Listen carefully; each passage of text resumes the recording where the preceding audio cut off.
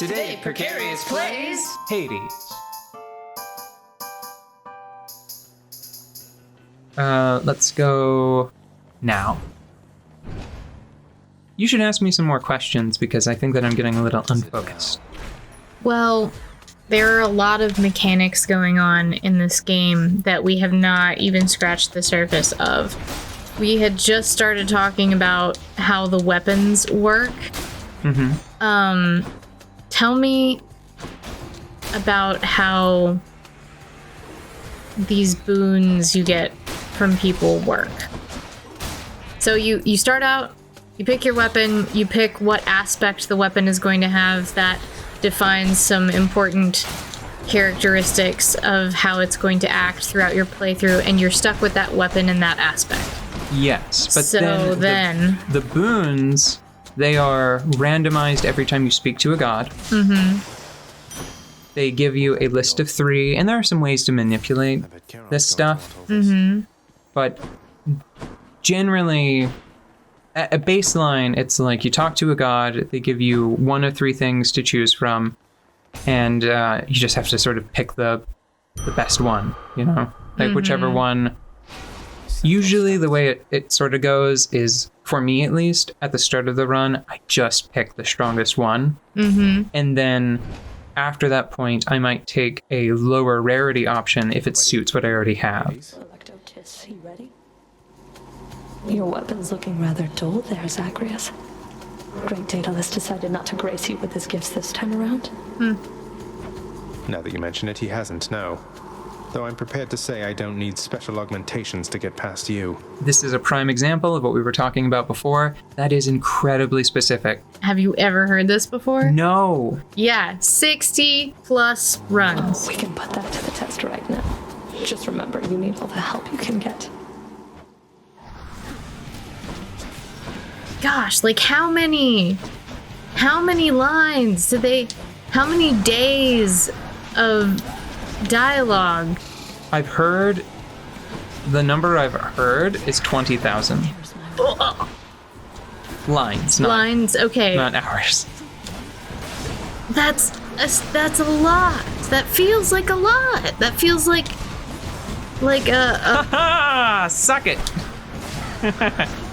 I mean, So I'll have to, I'm not sure if I can explain this in the middle of the battle. no, you don't have to. I can sit here and be stunned about how many lines that is. That, to me, 20,000 seems like maybe a season of a TV show? I don't know. I want to put that into context. Maybe. Well, the problem is that I don't know what is meant by lines, you know? Well, Are they talking about, does like every little conversation that shows up in a text box count as a line? I think, yeah, every piece of conversation. I would be willing to bet that every part of an exchange counts as a line. Because some of them are really long then. Yeah. Okay, so let me briefly explain what was happening there. Mm-hmm. So, one of Excalibur's special functions is its special. Draws a sigil on the ground that gives you damage resistance, which is fine. It's not like the best kind of buff, because generally what you want to do is just not get hit to begin with. But this also helps with that, because if a projectile moves into the, like tries to move across it, it slows. And I switched out Aphrodite's boon, which was good, but Athena offered me one that for this weapon is better. So I can cast this, let a bunch of projectiles try to cross it, and then casually walk up and hit it again, and they all get deflected back because of Athena's power. Yeah, and that was like several hundred damage that I just shot back at Meg. Yeah, and it's funny because this already feels very different from the last run you did, because the last run you did, you didn't quite get what you wanted, and it was uncomfortable, and we were talking while you were playing, but really it felt like part of the difficulty of that was based on the randomness of it. Whereas now you're getting a little bit more what you wanted, and you're like, ooh, look at my cool toys. Well, I have to say that one of the things that I like about Excalibur over the other versions of Stygius, I feel like Stygius is a very swingy weapon that is overly dependent on the types and quality of boons that you get. Excalibur, I kind of feel like I could just put on the helpful little trinket that Sisyphus gives you. Yeah. Which gives you a bonus to moves that don't have a boon in them yet, right? I feel like I could put that on and get pretty far, maybe win. Yeah. Excalibur is just really, it has a strong core moveset. But doesn't it take you a really long time to get to the point where you get an Excalibur? Weapons' hidden talents. Yes. Here's one thing that I'm kind of wondering, now that I'm sitting down to really talk with you about this game. How much does... Seconds, right? Okay, traditionally, in the Vigi games, you start out weak, you get strong. That's how it works. Okay, but in this, it seems like the intention is to have you at roughly the same strength all of the time, and then your ability to use what is presented is what makes you strong, right? So your ability to problem solve with what you're given is... it determines what you're going to be able to get away with and how successful you're going to be. But as you go, like, what improves as you go? There are a large number of things. Okay, so the difficulty in this game really is...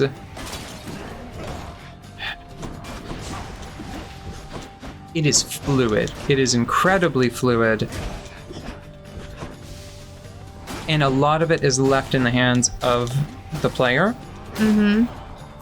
And it has an ebb and a flow, which makes it hard to describe succinctly.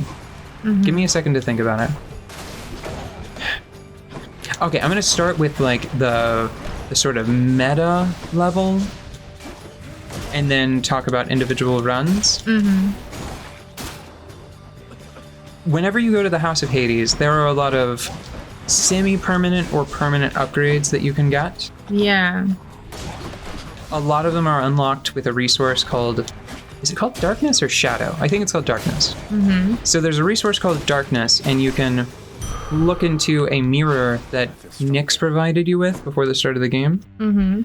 And you can... actually, I think I can bring them up to look at them here. So everything here is a kind of permanent upgrade that you can power up with Darkness. And you get a lot of methods of fine-tuning your play experience with these, right? So there are purple ones, and then there are these sort of like yellow-green ones. So every one of these slots, there are two options. So I'll use this one because I know it pretty well. In the first mirror list, like the first item on the mirror list, you can either take Shadow Presence, where you deal bonus attack and special whenever you hit someone from behind, or I think it's called like Fiery Presence. I don't remember the name, but the effect is you deal at max rank plus 75% to undamaged enemies. You can toggle between them, and they like keep their levels separately, you know? I have chosen Shadow Presence because it works on a lot of different enemies. Fiery Presence, the fire equivalent, is great against hordes, but Shadow Presence isn't bad against hordes. And it also still helps with, like, say, Hades, right? So all of these are like that, right? Like Infernal Soul, it gives me more maximum casts. The other version of it makes it to where I only have one, but it respawns straight into my pocket on a timer. I don't have to go pick it up. And they're all little gameplay tweaks like that, right? I think probably one of the ones that is hardest for me to choose between. It's the very last one. You have two versions of like persuading fate. Mm-hmm. You can either randomly alter boon selection, and I think it just the Well of Karen suggestion. Suggestion? No. Selection. Mm-hmm. You can get stuff from different stuff from the Well of Charon. The other option is you can randomize the rooms that you go to. So you can roll on so right now, because I'm out of charges, so I can't show you. Do I want to get Demeter? Demeter wouldn't be bad on attack. That's a really weak version of it. But so if I had I think it might just be a D20. Yeah. If I had a hellish D20, I could roll on this again, and 3 new options would show up, right? Mm-hmm. The alternative That's better. is making that change. So instead of seeing Poseidon, I could get something else from the room ahead. And ultimately, over many runs, I think I've decided that I prefer being able to change the boons that I get. That's been a little more helpful. The other big upgrade, I would say, is it's your weapon aspects, because I don't think that there's any way to turn them off. It's one of the few upgrades that never goes away. Yeah. You can switch to a weaker weapon, but I don't think that there's a way to like you can respec your shadowy powers from the mirror and just leave them off if you want to experience that low level play again, you know? What else? You have your relics, I think they're called. Gifts from friends. They level up as you clear rooms with them on. Yeah. What else? So there is progress that does make you... It gives you access to stronger powers, but it's not necessarily going to make the run through you have to deal with easier. I would say that... The water can be deadlier than bronze. Interesting. Yeah. Ooh. This one isn't terrible. And I do already have a deflection move, so... Yeah, okay. It feels like what you're describing doesn't necessarily make it easier, it just gives you more options. I would say that most of these are just pure upgrades. Yeah. Right? Some of them, maybe not so much, depending on, like, the alternate version of this. It's like a different way to play with your cast. Yeah. That is not necessarily better. But you can choose to just take those off, right? yes, these you can all choose to take back off. This is probably the best example I have on my person right now. This raises the chance that you will get boons, hammers, coin, and pomegranates, which thus reduces the chance that you'll get darkness, nectar, gemstones, and keys. So basically, this is like you're opting into losing out on those meta rewards that you use to improve your future runs, right? That's me saying to the game, okay, stop giving me the stuff to improve my character overall. I just want to really power up this run. And because I have enough stuff unlocked that I feel comfortable doing that, it is effectively for me just an upgrade. You know what I mean? Yeah, I see. I would say that the weapon aspects can screw you up. They can wind up being a detriment. Also, because of the way they guide play and they can make you be sort of over-focused, your your relic can also possibly be a detriment. Yeah. So the most basic relic, I would say, it's probably the ones that you get from all the gods, because they all work very very similarly. It guarantees that you'll find them at least once, I think. I don't know the exact mechanics. Like, I'm not sure if it's by area or if it really is just once in a run. Yeah. But the other thing it does, which is the reason why you might want to keep it on the entire time until you get what you want, is it increases the rarity of what you get from them, right? Ooh, no. So right now, for example, I have the Eternal Rose on, which Aphrodite's blessings, the boons I get from her, they have a 20% chance to be rare or better. And it guaranteed that I found her at least one time. I kept it on because I wanted to try to find her again and get her attack, like her basic attack, as a boon. And there's one for every god. That seems like it might not be a detriment, right? Like, there's no way that could wind up being a negative. But it can create a situation where you're so focused on trying to force a build. This has happened to me before. This is actually what happened the one time I rage quit. I put on Artemis's token, like the thing I got from her, the adamant arrowhead. And I was like in Elysium, and I didn't get exit wounds, that ability that I pointed out to you before. Yeah. And I was just like, game, give me the thing that I want. I have a build that I need to get here, or this is not going to work out for me. And it didn't. I was getting my ass kicked, right? And after stepping away from the game, I realized, like, okay, that was on me, because I was what's the line? I was trying to make fetch a thing. Is that it? I guess, yeah. What? I was trying to play the game in a specific way instead of rolling with the punches. Oh, right? I see. Yeah, you were not being fluid enough. You were forgetting the nature. It throws me that this is a roguelike. Because usually I dislike...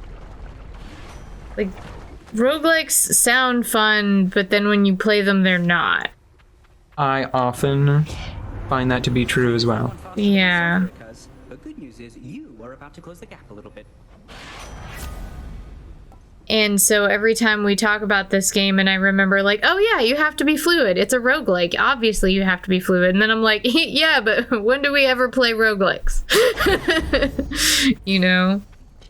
How are we doing on time? Are we running long? We are right at the end, actually, of an episode. Let's beat Lerny. And even that. So for so many runs, this was just the very seriously named Lernian Bone Hydra, right? Yeah. And at one point, Zagreus is just like, hey, can I call you Lerny? You won't mind. And then it's like, hiss once if you're okay with me calling you Lerny. And the Hydra always hisses at you whenever the battle starts. Uh-huh. And it changed the name at the top of the screen, and it's never gone back. So because of your familiarity with this particular hellish monster, you've gone on a nickname basis? Yes. Oh, that's delightful. This does not look like a cute that needs a nickname, but whatever. I mean, you guys do keep a big red three-headed dog, so that's like the family pet, even. So let's talk about the swinginess of the bosses for a quick second here. Yeah. So you might notice that this version of Lerny is firing blade beams at me. Yeah. Okay, so by swinginess, you mean swinginess in difficulty, right? Yes. Okay. So, do you see the fireballs that are being cast around the arena? Mm-hmm. Very occasionally, the head, the central head, the actual one that like has the big health bar at the top of the screen, that one has that attack as its primary method of trying to kill you.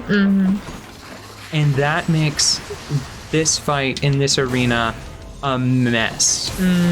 So it's kind of like remember how I said that the version of the fight against the Furies was the hardest one? Yeah. I think that the hardest version of Lerny, it's whenever it has that fireball attack that it dumps on you while all of this while bedlam is going on around you. Yeah. Back to wherever your neck went. Just wanted to point that out, that it's one of the few things that bothers me is there's already a lot of randomness, and it does feel like they give you a lot of tools, like with the reroll function and with the tokens that you can use to guide what you find a little bit. And just a lot of it just comes down to a lot of the options are just good. Yeah. You know? Yeah. So you don't feel like you're getting totally shafted every time. Right. So there's a lot of flexibility in becoming powerful enough to clear a run. But sometimes I wish that they're like maybe just like once per run, whenever you go into a boss arena, you can press a button and it re-rolls the encounter. Yeah. And you just, after a certain point in the game, somebody like intervenes. Maybe it's like Nyx, right? Yeah. Or maybe it's Hades even, Yeah. you know? They're just like, we will intervene on your behalf and you get a different role on a boss, you know? Because like that may be a little tricky to do with, say, Theseus, because Theseus doesn't reveal what random element he has until midway through the battle. But it's not like it has to reset their HP bar or anything, you know? Yeah. Anyway, sometimes I feel like the Hydra in particular can be extra unfair.